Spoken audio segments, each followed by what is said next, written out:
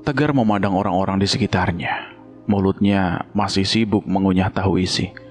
Lalu dengan ekspresi sok serius, ia bertanya, "Di rumah mbaknya ada gorengan juga?" "Ada, Mas," jawab Mas Sarno semangat. "Kopi juga ada. Kopi dari perkebunan Argowiono, kualitas dewa, Mas. Mas Tegar harus nyobain, Mas," sambung Mas Sukar.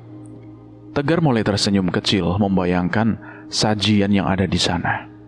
Tapi ia masih ingat sisa uang receh di kantongnya. Ia menggenggamnya diam-diam. "Ya udah, saya ikut. Tapi jasa saya nggak gratis. Miskin-miskin gini saya juga doyan duit," katanya santai namun jujur. Wahyuni langsung sigap. Ia membuka tasnya mengeluarkan amplop coklat yang berisi lumayan tebal. "Masnya mau dibayar duluan? Minta berapa? Saya udah siapin. Kalau kurang, nanti saya lunasi di rumah." "Alhamdulillah, kalau bisa dibayar di depan," balas Tegar sumringah. "Berapa, Mas?" Wahyuni mengeluarkan amplop coklatnya dan menghitung isi amplopnya yang bernilai jutaan. 35.000, balas Tegar sambil menyeruput kopinya. Saat itu seketika Wahyuni dan kedua penjaganya menatap Tegar dengan bingung. Kalau nggak sampai setengah hari, 25.000 aja nggak apa-apa. Saya bisa balik lagi ke pasar ngangkut yang truk siang." Wahyuni menghela nafas sambil tertawa kecil. Ia hampir lupa orang di depannya ini memang bukan dukun, bukan ustadz, bukan siapa-siapa. Tapi mungkin justru itu membuatnya bisa dipercaya. Mobil kijang tua yang membawa Tegar akhirnya sampai di halaman sebuah rumah kayu besar nan rapi di tengah perkebunan. Angin lembut membawa aroma kopi segar dari kejauhan, dan suara burung terdengar bersahutan. "Loh, ada mobil lain?" tanya Wahyuni sambil turun dari mobil. Matanya menyipit menatap sedan hitam di sudut halaman. "Mungkin tamu juga," tebak Mas Sarno sambil membantu membuka pintu untuk Tegar. Begitu masuk rumah, aroma kayu dan kopi langsung menyambut.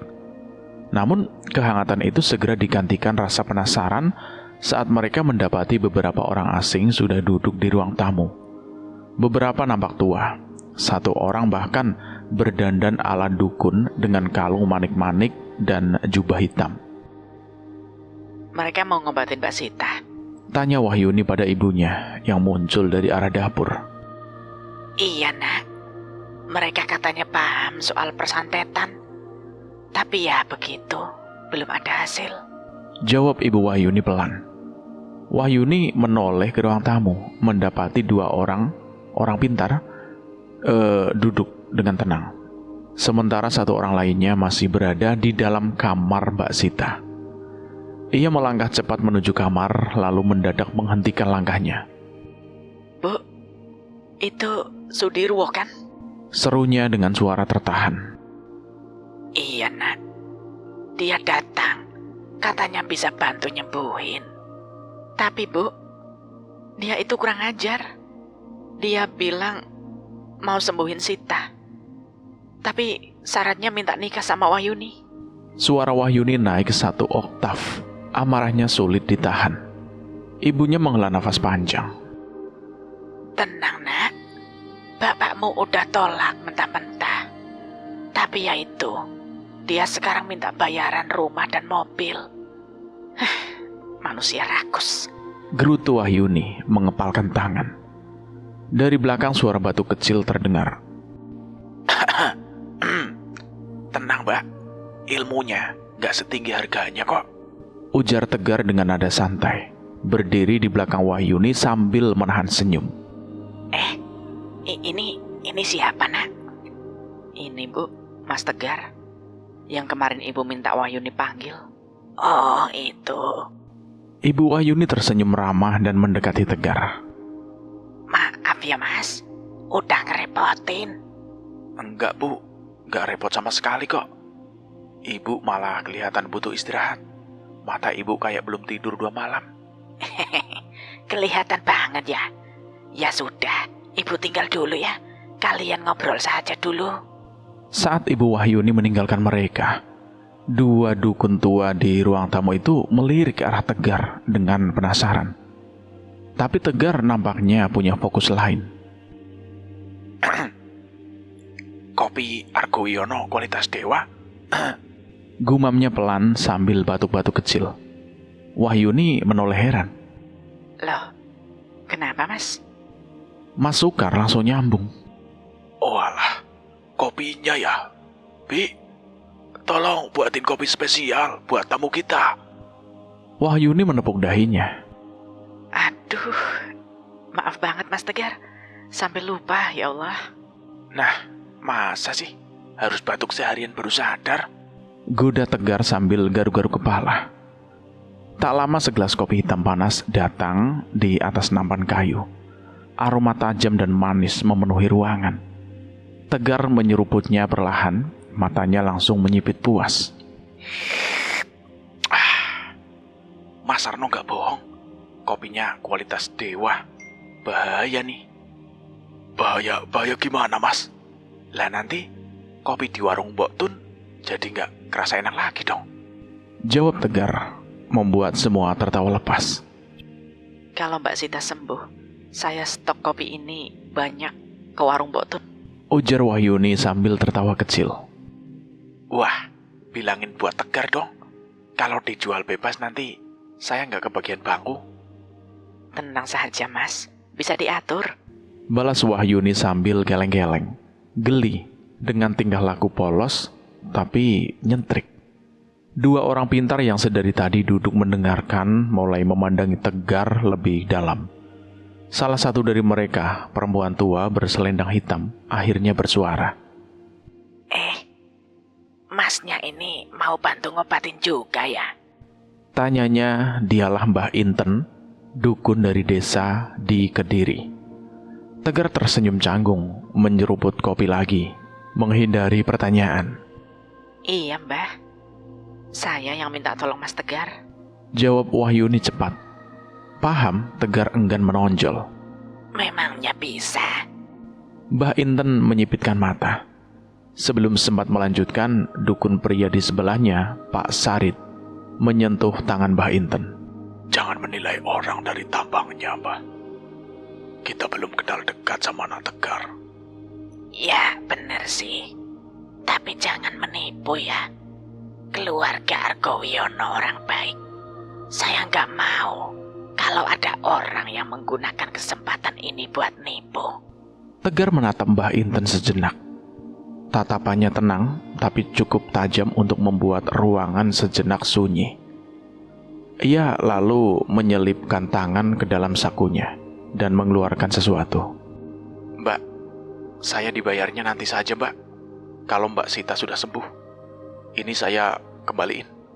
Saya takut dibilang menipu.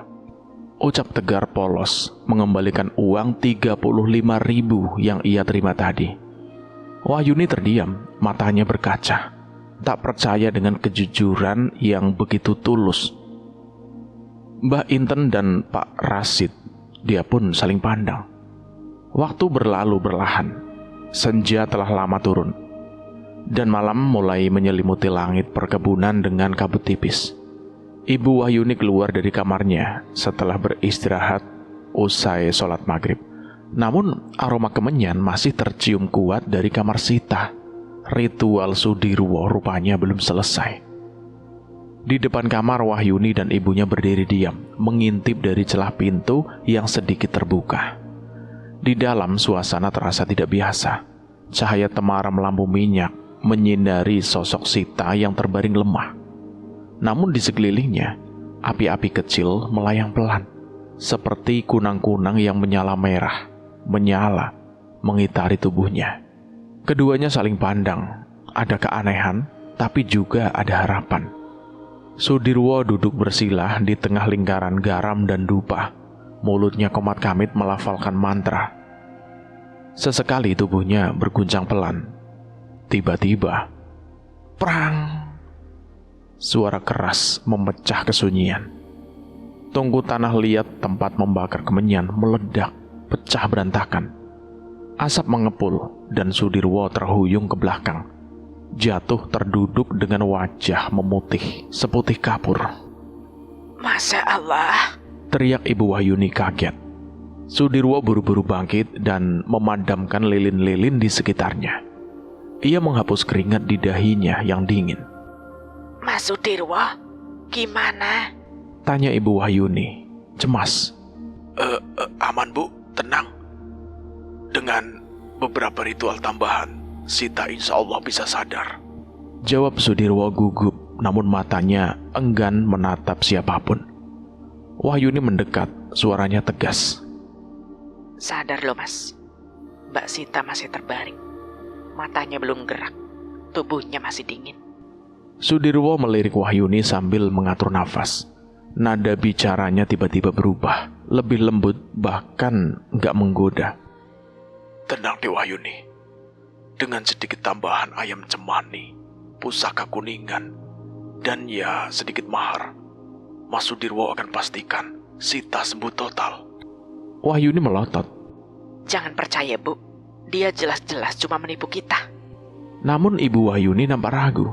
Harapan yang tipis membuatnya masih ingin percaya pada siapapun yang menjanjikan kesembuhan anaknya. Lalu pandangan Sudirwo tiba-tiba terpaku. Ia baru menyadari keberadaan Tegar yang sedang duduk santai di ruang tengah, menikmati kopi dengan wajah tenang. Matanya menyipit. Tegar, kamu ngapain di sini? Kuli Panggul juga bisa ikut campur urusan ginian ya. Jangan sok mau nyembuhin Sita kamu. Tegar menoleh santai, menaruh cangkir kopi di meja. Ya jelas lah Mas. Jelas apa? Ya jelas saya kuli panggul. Kerjanya saya ya manggul, ngantar hasil kebun, bukan nyembuhin orang. Ia menunduk sedikit, pura-pura polos. Sudirwo mengendus, merasa menang. Ia membusungkan dada, lalu mengambil tas jimatnya. Tanpa mengucap salam atau pamit, ia berjalan pergi melewati ruang tamu, menyisakan aroma kemenyan yang tajam menusuk hidung. Namun sebelum melewati pintu, ia menoleh sebentar dan berkata tajam. Kalau ibu benar-benar mau Sita sembuh, siapkan mahar untuk ritual berikutnya. Dan seperti bayangan malam, ia pun menghilang ke kegelapan pekarangan. Penipu. Gumam Wahyuni, geram. Tegar berdiri perlahan, menghampiri Wahyuni. Suaranya tenang namun penuh keyakinan. Tenang saja Mbak. Sebelum dia balik lagi, Sita sudah sembuh. Wahyuni menatapnya. Ada senyum kecil di wajahnya, antara harapan dan keraguan. Sosok di hadapannya hanya seorang kuli panggul yang datang naik kijang tua dan suka ngelawak. Sulit dipercaya bahwa lelaki ini mungkin satu-satunya harapan terakhir. Namun entah kenapa, untuk pertama kalinya hatinya sedikit tenang. Menjelang tengah malam, suasana rumah itu telah hening, nyaris tanpa suara. Angin malam yang menusuk tulang berembus dari celah jendela. Setelah meminta izin dengan nada rendah dan sorot mata yang berubah serius, Tegar melangkah masuk ke kamar Sita. Tak ada lagi gurauan dalam dirinya. Langkahnya kini berat, penuh beban. Di luar kamar, Mbah Inten dan Pak Rasid mengintip dari balik tirai. Kedua dukun itu tak bisa menahan rasa ingin tahu. Mereka telah mencoba segalanya, namun kini hanya bisa menjadi saksi. Tegar mengeluarkan sesuatu dari kantong kecil di balik bajunya, sebatang kunir. Ia hanya kunir. Ia menggenggamnya erat, lalu meremukkannya hingga sarinya keluar. Menggoreskan getahnya ke dahi, kedua telapak tangan, dan kaki Sita yang terbaring kaku. Kunir memang bisa mengusir makhluk halus, tapi ini tak akan cukup. Bisik Mbah Inten, lirih, setengah mencibir, setengah khawatir. Keraguan jelas terpancar dari wajah mereka. Tapi Tegar tak tergoyahkan.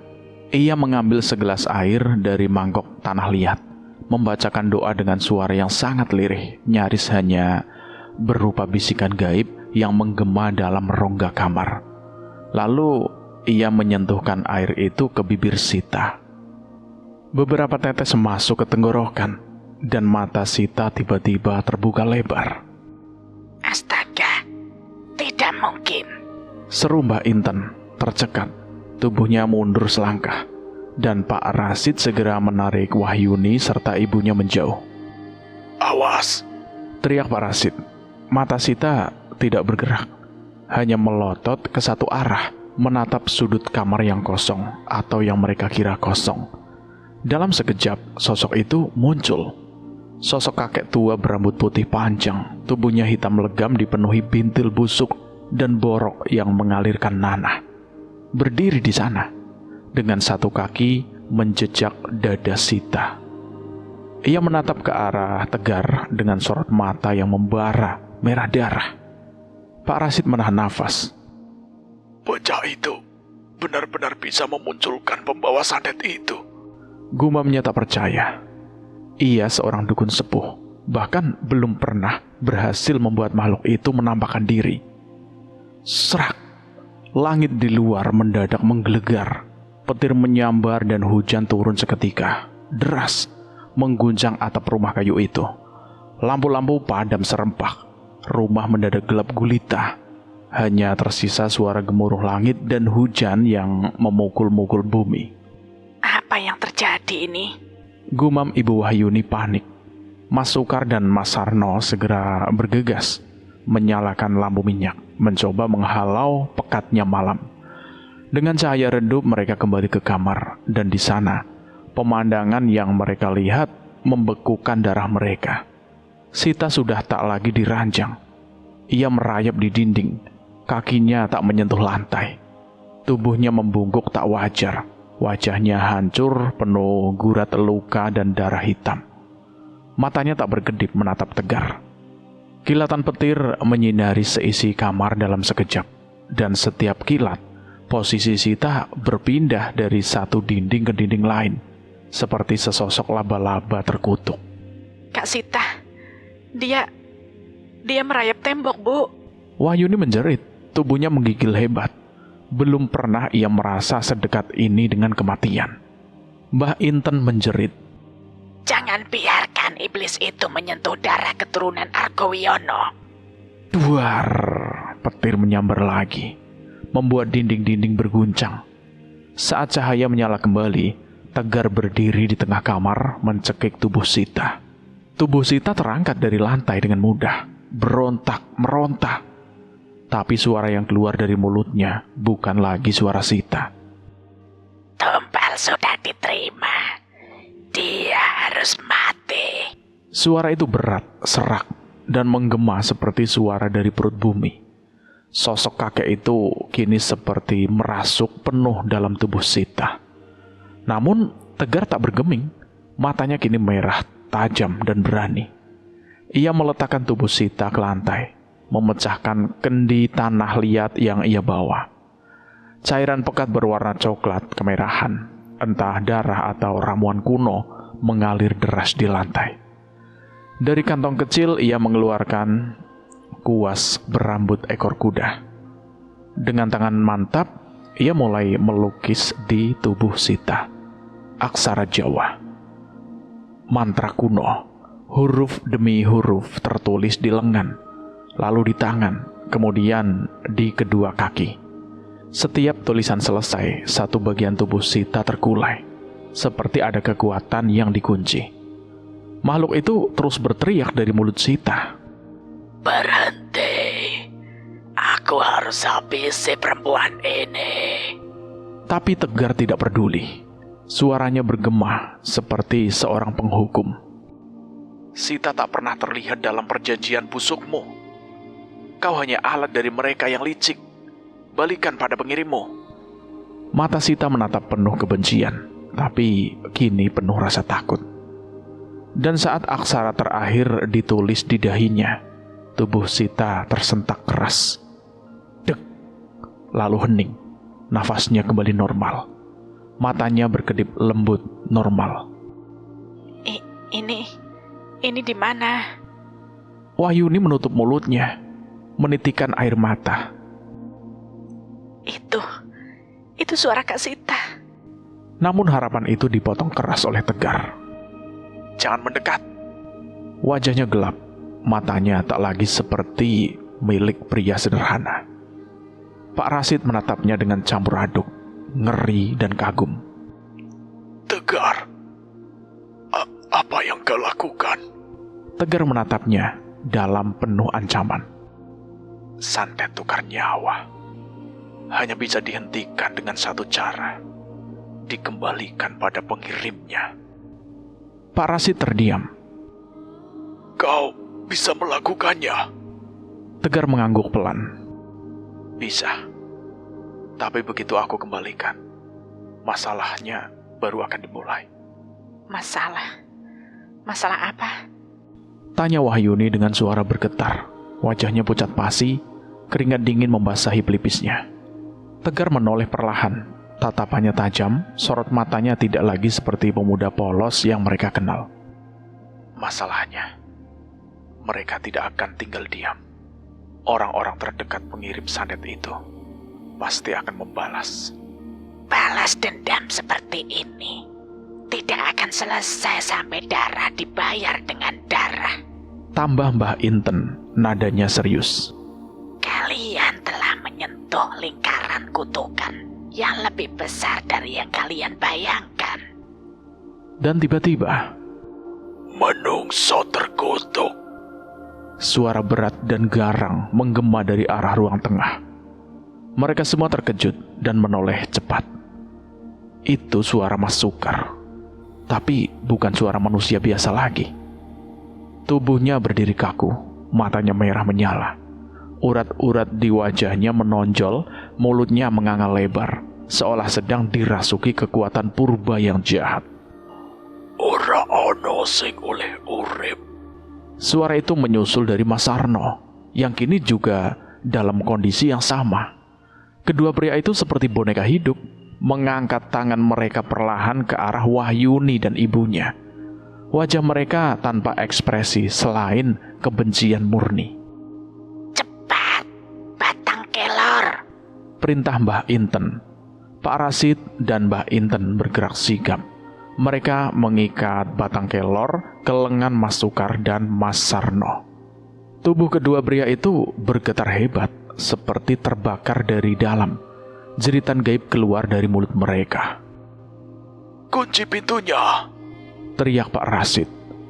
Buar, petir menyambar. Dalam kilatan cahaya putih sesaat, bayang-bayangan terlihat di luar jendela. Orang-orang perkebunan. Tapi gerak mereka itu aneh, terseret, tersentak, seperti dipaksa oleh sesuatu yang tak kasat mata. Mata mereka merah, mulutnya menganga.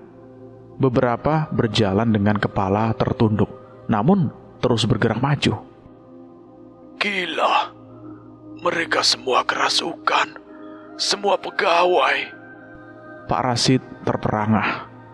Wahyuni yang menggigil ketakutan segera mengunci semua pintu dan jendela. Tangannya gemetar saat memutar kunci. Siapa yang kalian sakiti sampai mengirim semua ke sini? Ini bukan amukan biasa. Ini pembantaian gaib, bentak Pak Rasid. Ibu Wahyuni menjerit. Saya tidak tahu. Kami keluarga Argowiono tidak pernah cari masalah. Kami tidak pernah. Air matanya tumpah, suaranya histeris. Wahyuni mengambil ponselnya dengan tangan gemetar dan menekan nomor ayahnya. Pak, semua pegawai kerasukan. Mereka mau masuk rumah. Badai di sini. Jangan pulang sendirian, Pak. Bawa warga. Wahyuni, astaga, apa-apaan ini? Dak, dak, dak, dak. Gedoran keras menggema dari segala penjuru rumah. Jendela-jendela bergetar, pintu berdetak. Pegawai-pegawai kerasukan seperti dikendalikan satu jiwa jahat yang sama. Mereka tidak manusiawi lagi. Di tengah kekacauan, tiba-tiba suara pelan memecah kegaduhan. Ibu. Dari balik pintu kamar, Sita berdiri. Rambutnya kusut, tubuhnya masih kurus dan pucat. Tapi ia melepas semua alat infus dan tabung yang sebelumnya melekat di badannya. Matanya kini bersih. Ia tersenyum tipis. Sita, kamu sadar, Nak? Sita mengangguk dan memeluk sang ibu. Pelukan itu terasa hangat, hidup. Beberapa saat kemudian Tegar menyusul keluar. Tubuhnya letih, matanya berat, tapi wajahnya tetap santai. Ia meregangkan bahu sambil menguap kecil. Alhamdulillah, kakakmu udah pulih, Mbak, katanya pada Wahyuni dengan nada tenang. Wahyuni tak kuasa menahan tangis haru. Kakaknya selamat, ia masih hidup. Meski wajahnya pucat, tapi auranya tidak lagi gelap. Dak, dak, dak, dak, dak. Gedoran semakin keras, rumah seperti akan runtuh.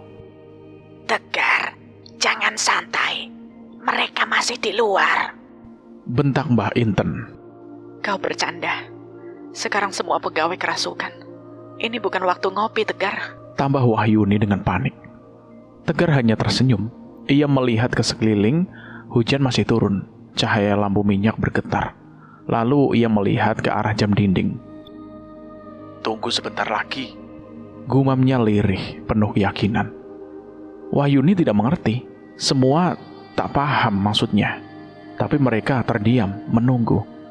Dan tiba-tiba, dari kejauhan menembus badai dan hujan deras, suara itu bergetar. Allahu Akbar, Allahu Akbar. Suara adzan, jelas, nyaring, lirih namun menggema, seakan mengguncang langit dan bumi. Sekejap, gedoran terhenti. Senyap, tak ada suara, tak ada gerakan. Orang-orang yang tadi menggedor mendadak membeku di tempat. Mas Sukar dan Mas Sarno tiba-tiba tersadar. Tubuhnya lemas, namun mereka berusaha untuk tersadar. Apa yang terjadi? Mas Sukar bingung. Saat itu Tegar membantu membukakan batang kelor yang diikat menahan mereka dan membuka salah satu jendela. Saat itu hujan deras mulai berhenti dan mereka tak menyadari bahwa subuh telah datang. Satu persatu pegawai perkebunan yang kerasukan itu tersadar. Mereka saling membantu untuk berdiri dan kembali membersihkan diri mereka. Bagaimana mereka bisa sembuh dengan sendirinya? Sudah saya bilang, Mbak, yang bisa memberi kesembuhan itu hanya Gusti Allah yang maha hebat, ucap Tegar pada Wahyuni. Saat itu Pak Rasid dan Mbah Inten hanya menggeleng melihat manusia seperti Tegar. Keberadaan Tegar membuka mata mereka tentang betapa lemahnya kesaktian mereka jika dibandingkan dengan seorang manusia yang bergantung pada Tuhannya.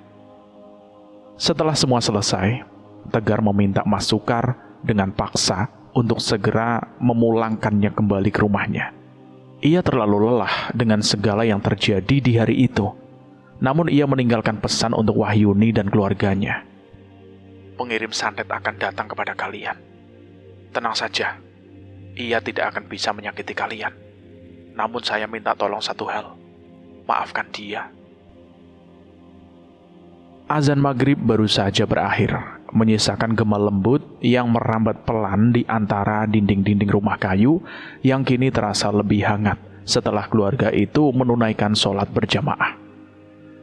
Wahyuni baru saja melipat mukenanya ketika suara ketukan halus terdengar dari arah pintu depan. Tak, tak, tak, tak. Suara itu tak keras, tapi cukup untuk membuat bulu kuduk Wahyuni meremang. Ia berjalan perlahan ke depan rumah, membuka sedikit tirai jendela. Tak ada siapapun di luar, hanya sisa hujan dan langit senja yang muram menggantung. Namun, tak, tak, tak, tak. Suara itu terdengar lagi, kali ini lebih lambat, seakan datang dari sosok yang tak buru-buru. Tapi sangat yakin dengan kehadirannya. Pak Argowiono. Ayah Wahyuni berdiri dari sajadahnya. Ayah saja yang buka, ucapnya lembut, mencoba menenangkan Wahyuni yang nampak gelisah. Sita menyusul mereka, langkahnya masih lemah, tapi tekadnya kuat. Ia ingin tahu siapa yang datang malam-malam begini. Ketika daun pintu perlahan dibuka, semua nafas tertahan. Seorang berdiri di sana, sosok lelaki kurus, tubuhnya nyaris menghitam seluruhnya, seperti kayu lapuk yang dibakar separuh. Kulitnya penuh luka, bernanah dan bintil-bintil pecah, dan bau amis serta anyir darah menyengat masuk ke rongga hidung mereka. Mata lelaki itu kosong, tapi tajam menembus batin. Pak Argowiono menggigil, tak karena takut, tapi karena mengenali sosok itu. Kamu? Tunggul? Suara ayah Wahyuni lirih, pecah. Wahyuni menoleh cepat ke ayahnya. Sosok mengerikan di hadapan mereka adalah saudara ayahnya sendiri, Tunggul, anak angkat yang pernah tinggal bersama keluarga itu puluhan tahun lalu. Anak yatim yang dipelihara orang tua Argowiono setelah orang tuanya meninggal dalam kecelakaan tragis. Mereka tumbuh bersama seperti anak dan adik. Tapi semua berubah saat Tunggul dewasa dan tahu kenyataan bahwa dirinya bukan darah kandung. Ia pergi marah, membawa luka yang tidak pernah benar-benar sembuh. Jadi, semua ini perbuatanmu? Tanya Pak Argowiono. Suaranya berat, nyaris pecah. Matanya mulai basah, bukan karena takut, tapi karena patah hati. Tunggul mengangguk lemah. Suaranya serak, seolah lehernya kering oleh dosa-dosa yang berat. Jika keluarga Argowiono mati, warisan itu jatuh padaku. Itu yang dikatakan setan yang mengikat perjanjian denganku. Ia menunduk sejenak, lalu menatap lurus. Aku hanya ingin diakui, hanya ingin merasa punya hak. Tapi yang kupetik adalah kehancuran. Hasutan itu membutakanku. Wahyuni menutup mulutnya, air matanya tumpah. Sita menggenggam lengan ibunya yang nyaris ambruk. Mereka tak pernah membayangkan luka yang disimpan lelaki ini sedalam itu. Ibu Wahyuni menahan nafas, menyentuh pundak suaminya yang kini telah menangis. Isak tangis pria yang sudah terlalu lama menahan luka yang tak dia sadari pernah ia ciptakan. Aku tak pernah berniat menyakitimu, Tunggul. Bahkan aku pernah memintamu tinggal di sini, bekerja bersama kami. Aku tahu, tapi setan dalam diriku lebih kuat daripada akal sehatku. Ia berbalik, perlahan melangkah menjauh. Tubuhnya limbung seperti bayangan yang menolak untuk menghilang. Sita merangkul ayahnya yang nyaris jatuh. Suaranya pelan tapi tegas. Bapak, Mas Tegar bilang, masih ada satu tugas yang belum selesai. Pak Argowiono terdiam, mengangguk dalam diam, lalu berlari kecil keluar dari rumah. Air matanya mengalir deras seperti hujan yang turun sore tadi. Tunggul, serunya. Tunggul berhenti, tapi tak menoleh. Kau saudaraku, kau adikku, kami memaafkanmu.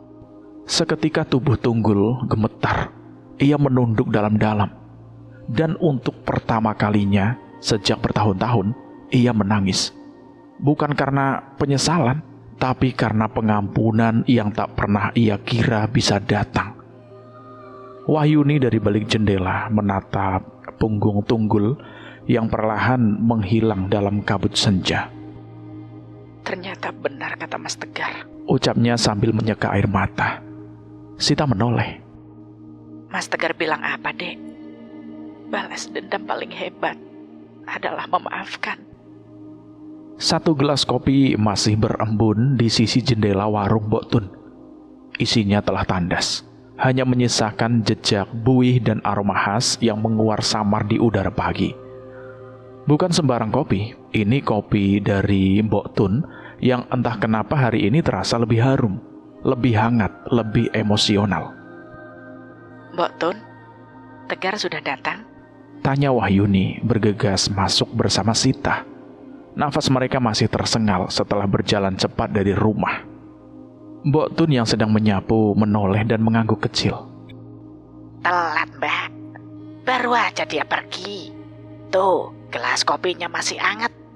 Ia menunjuk gelas tunggal di meja, tempat favorit Tegar duduk setiap pagi. Pergi. Tegar nggak kerja hari ini. Sita menyipitkan mata, menatap bangku kosong seolah berharap sosok itu masih ada di sana. Nggak tahu, Mbak. Cuma dia buru-buru banget habis baca koran itu. Kata Mbok Tun sambil menyodorkan 2 gelas teh panas seperti biasa. Wahyuni dan Sita saling pandang, lalu mereka mengambil koran yang terbuka di meja. Halaman-halamannya menampilkan sebuah berita yang langsung membuat nafas mereka tercekat. Arak-arakan gaib. Warga mengaku melihat rombongan obor dan keranda mayat sebelum terjadi kesurupan massal. Gambar buram menunjukkan bayangan keranda yang ditandu dalam kabut malam. Sementara sorotan obor nampak seperti mata dari dunia lain. Sita dan Wahyuni tak dapat memastikan, namun mereka merasa kepergian Tegar ada hubungannya dengan artikel itu. Kabut pagi masih menyelimuti tanah pekuburan tua di pinggiran hutan.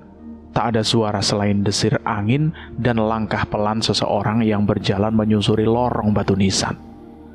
Di tangannya tergantung ransel lusuh, dan rambutnya terikat rapi ke belakang. Tegar. Ia berhenti di depan sebuah makam tanpa nama. Nisan kayunya telah rapuh dimakan waktu. Tapi dia tahu betul siapa yang terbaring di bawah sana. "Pak," ucapnya lirih, nyaris tak terdengar. Ia menunduk, jemarinya menyentuh tanah basah yang menutupi makam itu. "Mereka muncul lagi, Pak." Matanya menatap kosong ke depan, tapi dalam pikirannya, bayangan obor, keranda, dan tangisan masa lalu bergema. Tegar cuma mau hidup damai, seperti Bapak yang ajarkan dulu. Tapi kedamaian itu gak bisa datang kalau aku terus diam. Ia menarik nafas dalam-dalam, berusaha menenangkan degup jantung yang semakin kencang. Tapi kepalanya dipenuhi kilasan-kilasan. Tubuh ibunya yang membeku ketakutan, Sita yang terbaring sekarat, Wahyuni yang hampir kehilangan segalanya. Semuanya karena satu hal. Mereka. Ini bukan balas dendam. Tapi kalau kutukan itu menyebar ke desa lain, ke anak-anak lain, aku gak bisa tinggal diam. Ucapnya, kini matanya basah. Ia berdiri tegap. Helaan nafas panjang ia keluarkan, seperti melepaskan seluruh beban sekaligus memantapkan langkah baru. Izinkan Tegar mencari mereka, Pak. Tegar janji, ini terakhir. Setelah ini, semuanya akan berakhir. Dari balik awan, matahari pagi mulai muncul perlahan, menyinari ransel lusuh di pundaknya. Dan sosok muda yang kini telah tumbuh jadi pelindung, bukan hanya bagi keluarganya, tapi bagi desa-desa lain yang mungkin telah ditandai arak-arakan itu. Langkah Tegar menjauh, meninggalkan pemakaman, tapi tak ada kesunyian dalam langkahnya, hanya tekad dan gema janji yang belum selesai ditebus. Cerita ini tamat selesai sampai di sini. Bagaimana menurut teman-teman semua tentang cerita ini? Silahkan tulis di kolom komentar. Dan terima kasih buat teman-teman semua yang sudah bergabung di channel ini. Semoga kalian sehat selalu, panjang umur, bahagia selalu, dan selalu dimudahkan segala urusannya. Dan buat kalian yang baru bergabung di channel ini, silahkan klik tombol subscribe dan tombol loncengnya, agar kalian tidak ketinggalan cerita terbaru dari kami. Saya mohon maaf jika ada kesalahan kata. Saya pamit undur diri.